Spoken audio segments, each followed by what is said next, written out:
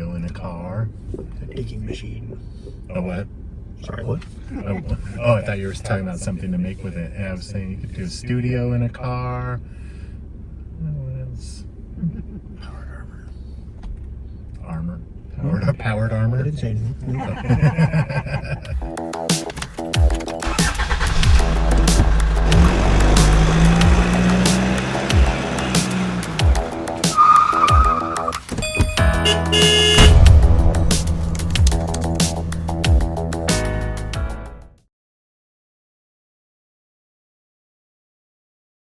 I'm not built for this world.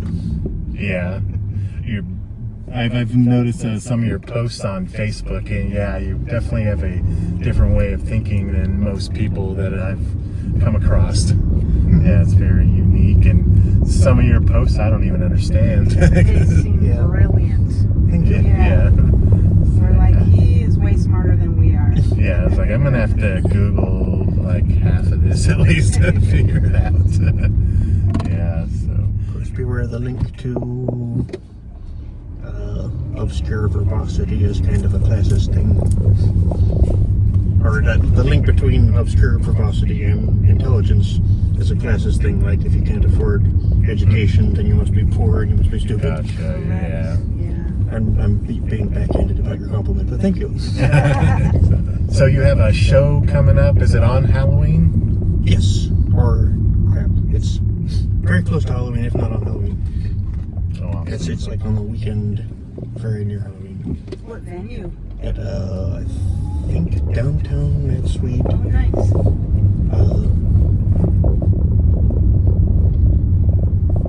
Every time somebody starts asking me the questions, I should know the answers to.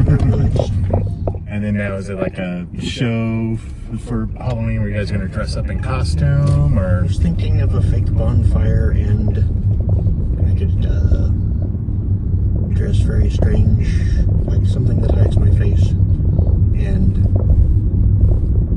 kind of a slash around the fire storytelling thing, and Okay, a cult thing. Let's see. And I've noticed, I've seen you a couple times at the lounge. I've noticed in your comedy, like on the open mics, you are not afraid of silence. Do you use that as kind of almost another kind of character in when you're performing? Yeah, Just the silence? that is often what people tell me. Yeah. Sometimes you do really have to let things sit sometimes. Yeah. Yeah, definitely. Like usually longer than it feels right to. Correct. Yeah. Yes. Yeah. I don't remember what bit you were doing, but the silence part played such a role in what you performed. It was magnificent, and it was a feeling of like a building tension. Yeah. Until you came to the spot. It was, we talked about that afterwards.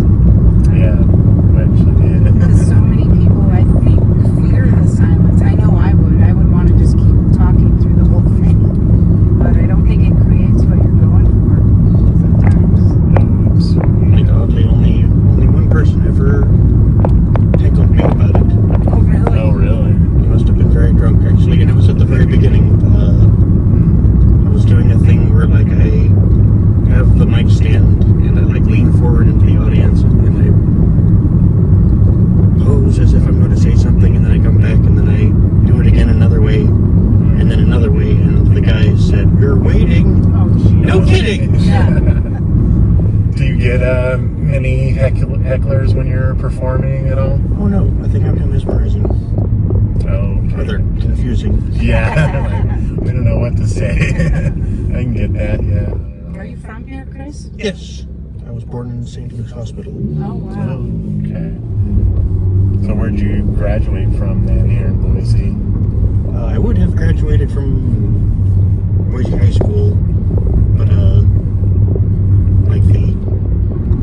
was missing a couple of credits for graduation, and the vice principal brought me into his office and said I should drop out. Oh, jeez. And like the resource officer was there because I was trying to, I don't know what I was doing. I had no idea how to build a carbon mic so that, like, I was going to do a one act for drama. It was going to be the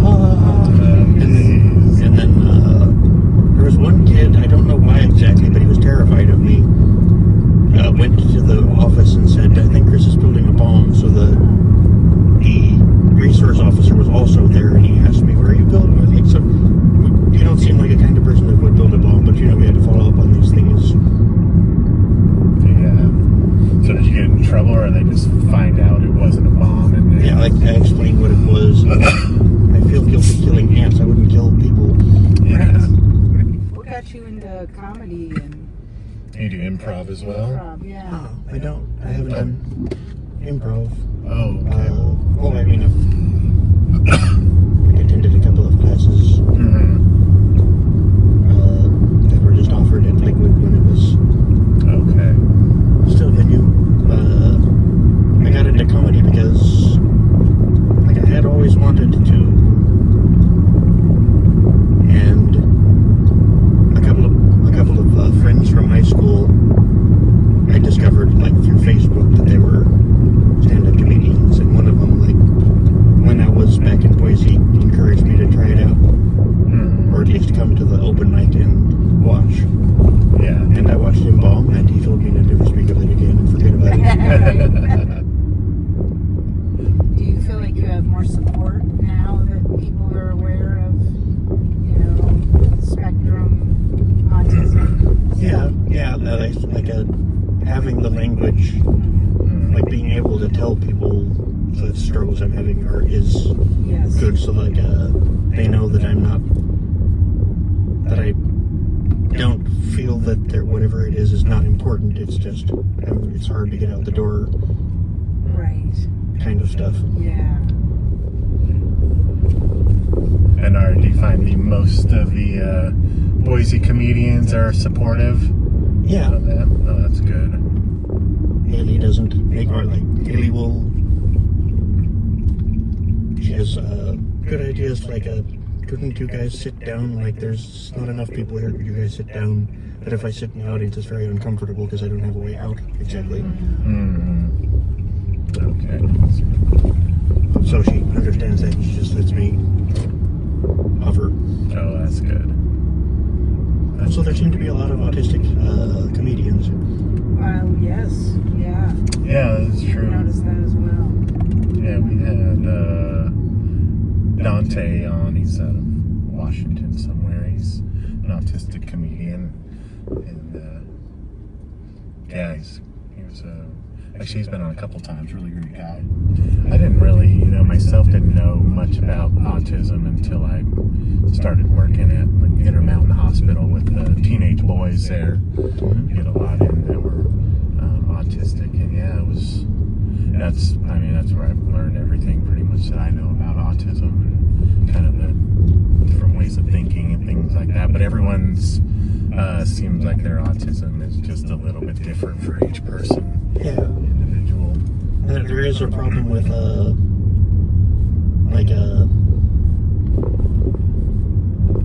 there's a background radiation of internalized abuse that everyone has, like through capitalism, like timeliness, stick-to-itiveness, that kind of thing that everybody will abuse everyone else about for not sticking to, but autism makes you especially vulnerable to that. So, Right. and you have if you don't have a diagnosis, you have no idea why. Yeah. Right. You can turn left to the next street. Okay. When did you get diagnosed? What age? I was almost in my 30s. Oh my okay, well. goodness. So before that, you just thought you were just different? Yeah, I thought it was just a screw up, and I was never going to get better. Oh, And geez. like somehow creepy. Like the worst shame was from like I would give up trying to approach anyone romantically, and it's not like my approach was. I mean, it was the regular male approach, which is bad. Yeah. Yeah. And you can turn left here. Okay. And but then on top of that, try to do the regular problematic male approach while both it never feeling right, like something's wrong about it in your heart, and then also not being good at it, and voila, women are frightened. That's tough. Yeah. But in your text from last week, you do have someone in your life now? Yeah. The girlfriend. Yeah, she's potentially slightly more autistic than I am even. Oh, okay. Was that who was leaving when we pulled up? Oh, okay. That's awesome. So you guys, how long have you been together? Let's say about about 2 or 3 years now. Oh, really? Wow, Perfect. that's cool. Yeah. That's awesome. It's good to have a person. Yeah, it really is. Yeah. So did you meet Jen through Liquid? I met Jen through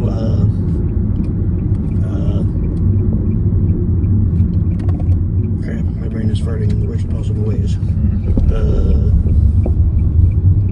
She's the one that I met her through is perhaps one of the most successful comedians out of Idaho and Boise. Like, she's a single mom. Is she still in Boise? Yeah, she is. Oh. We're talking. I hate it when I've like there's no reason I should have like That's perfectly fine. she's a good friend of mine and I can't remember her name. So now you do a lot of art as well. Oh, I yes. noticed some things on your Facebook page.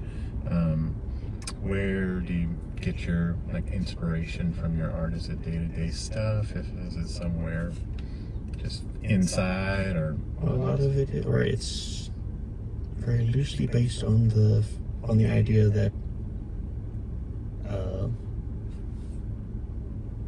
there's anxiety about making a mark on the page because what if I don't like it? What if I lose something that's already there that I like? And so just make the mark and work with what's there. Instead of letting that stop you from creating. Yeah. Yeah. Yeah. There will always be something new that I might even like better. And then Yeah, that's true. I'm trying to experiment with like there's this thing is called acrylic mediums, which is just the paint without paint in it. Mm-hmm. It's just the stuff that you put the paint in. And Okay. and there's a gloss medium and a matte medium.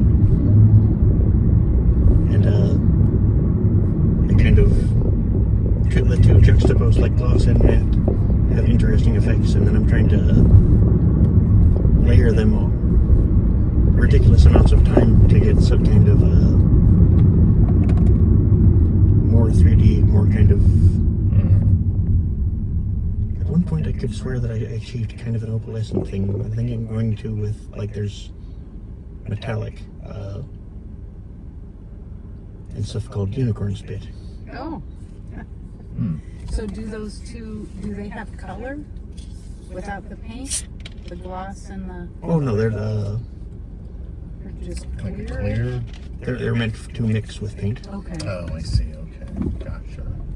It like dilutes it a bit more, and it makes it more transparent and gives them the finish. You have a space that you work?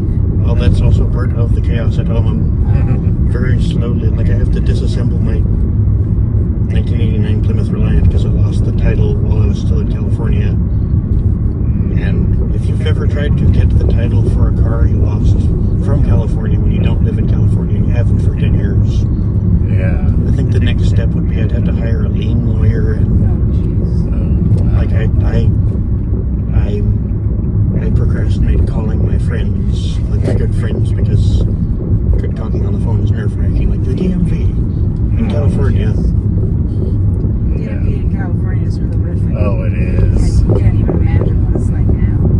Yeah, I grew up in California, and actually when I first came to Idaho, it's been about 20 years, and I went to the DMV, and I got out in and out in like 5 minutes, and I was like, this is amazing. It's the best. It's not that way anymore here, but it used to be 20 years ago. Because in California, going to the DMV, you got to take the day off work to go to the DMV. And then you're stressed out full time and you're in the wrong line for hours. Exactly. Yeah. I tried like 2 times at least to like call them up. What do I need? They told me. I sent it. They sent it all back and said, no, we can't. And then a second time, and it took several months each time, and it was very stressful. So I'm just going to take it apart and build something out of it. Okay. You could make a, I don't know. You could make a studio in a car. A digging machine. Oh, what? Sorry, what? Oh, I thought you were talking about something to make with it. I was saying you could do a studio in a car. What else? Power powered I armor? didn't say anything. No. All right, it's time on Uber Funny for Toasted Trivia. Chris, you just have to get 4 questions right to win the jackpot. You have 1 pass. And that's basically it. Wendy, take it away with the questions. All right, Chris. The movie, The Man on the Moon, was based on the life story of which stand-up comedian? Andy Kaufman. Perfect. That is correct. Which famous comedian had the 7 dirty words, also known as the 7 words you cannot say on TV bit? George Carlin. Perfect. That is correct. 2 out of 2. All right. True or false? Black paint dries faster than other colors. True. Yes. That is correct. You just got to get 1 more right. Heck yeah. Which bird's eye is larger than its brain? Owl. No. Ostrich. Oh, We actually looked that up. I think the eye is 5 times bigger than the human eye, and their eye is larger than their brain. Yeah. Oh, okay. My brain was doing the thing where like, it's a squid, it's a squid, the squid is not a bird. Yeah. All right. Question number 5. This comedian was the star of one of the most popular sitcoms in the 90s. He was paid $1 million per episode for doing a show about nothing. Oh, Jerry Seinfeld. Perfect. And thanks so much. You win it, Toast. $382, but it's $20. Yes. Spend it wisely. Thank you so much for being on the show, Uber Funny, and playing along for Toasted Trivia. Comedian Chris Sundberg, tell us about when your show is. It's on the weekend nearest Halloween. Okay. We will look that up and drop all the details in on this video here. That's at the Great. Mad Suite? Yes. At the Mad Yes. Suite. All right, thank you again for being on the show. Thanks for having me. Oh, you're welcome. We'll see you next time on Uber Funny. Yay. Sweet. Yes.